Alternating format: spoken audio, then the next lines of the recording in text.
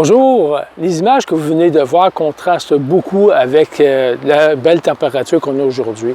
Le chemin que vous voyez derrière me rappelle beaucoup l'expérience de vie que j'ai faite vers le chemin de Saint-Jacques-de-Compostelle en Espagne il y a quelques années.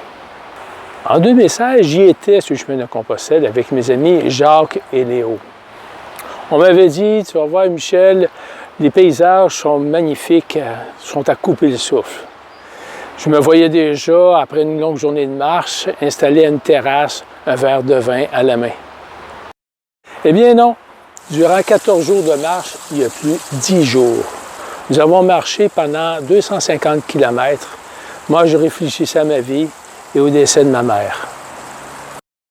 Après 6 jours de marche, j'ai frappé un mur, avec les contraintes de la température et aussi nos façons différentes de voir le chemin. Ça a fait monter la tension entre nous. J'ai dû même reconsidérer l'amitié de 30 années d'amitié avec un de mes amis.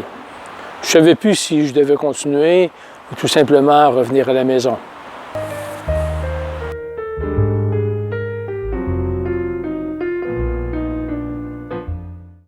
Après s'être expliqué puis qu'il y a eu une éclaircie dans la température, j'ai retrouvé mon ombre et le soleil est réapparu sur notre chemin.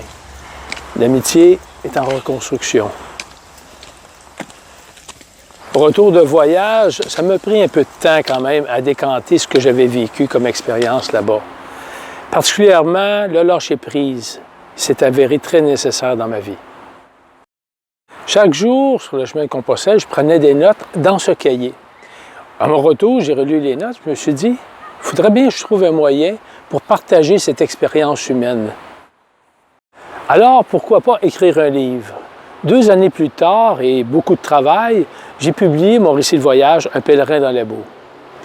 Je vous amène à travers ce livre sur le chemin de Compostelle au jour le jour, à travers les hauts et les bas d'un pèlerinage qui ne vous laissera pas indifférent. Je vous invite à vous procurer mon livre et au plaisir de se croiser sur le chemin de nos existences. Merci beaucoup de votre écoute.